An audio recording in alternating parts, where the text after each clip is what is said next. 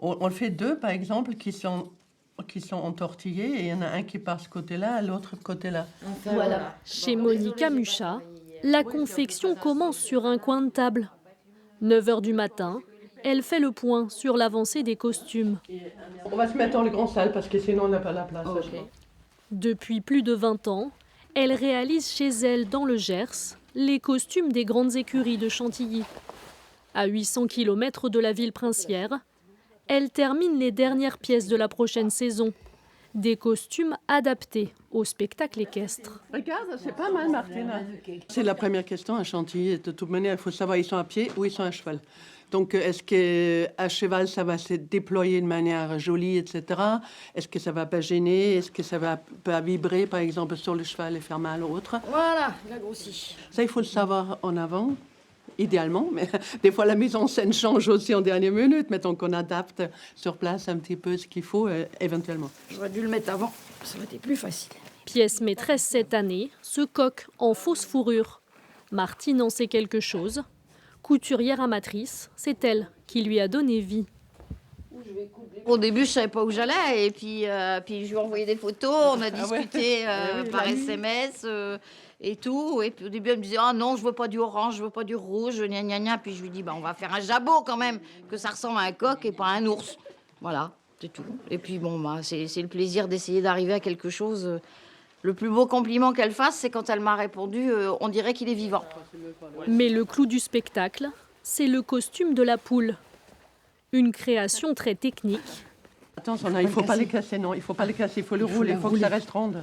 Car le personnage se transforme en fleur. Dans la conception du costume, il a fallu penser à quelle forme se rapprochait de la poule et de la fleur. Donc nous, on a trouvé forcément les pétales qui se rapprochent des plumes. Et donc c'est sur ce jeu-là qu'on s'est appuyé, les plumes de la poule qui vont ensuite se défaire pour former les pétales. Monica a moins de 6 mois pour réaliser une dizaine de costumes. Elle peut compter sur ses petites mains, mais aura toujours le dernier mot. Donc ça veut dire qu'il faut piquer à la machine les plumes. Mais ça, je peux le faire et je te les amène. On fait comme ça? Ouais, on fait comme ça. Mais non, parce que ça veut dire qu'il faut que je te laisse le costume, Monica. L'autre marque de fabrique de Monica, des pièces de collection ajoutées au costume, comme cet authentique bustier Belle Époque. C'est mieux, oui. Moi, les trucs à droite, je l'enlèverai à droite en bas. Celui-là, parce qu'il dépasse vraiment beaucoup. Les deux, oui. Les deux, oui. Parce que je coupe les deux. Ouais, je pense. C'est à Gisèle que revient la tâche de l'ajuster pour une cavalière. La base, c'était uniquement le petit bustier avec un petit dos. Il faut vraiment coudre toutes les perles, les fixer sur les bretelles, sur le cheval. Après, il bouge beaucoup. Il faut que ce soit vraiment très, très confortable et solide à la fois. J'adore utiliser la dentelle d'époque, les bijoux d'époque, même les plumes, si c'est encore possible. Ça parle autrement que quand vous utilisez des choses neuves qui n'ont pas la même patine, pas le même vécu.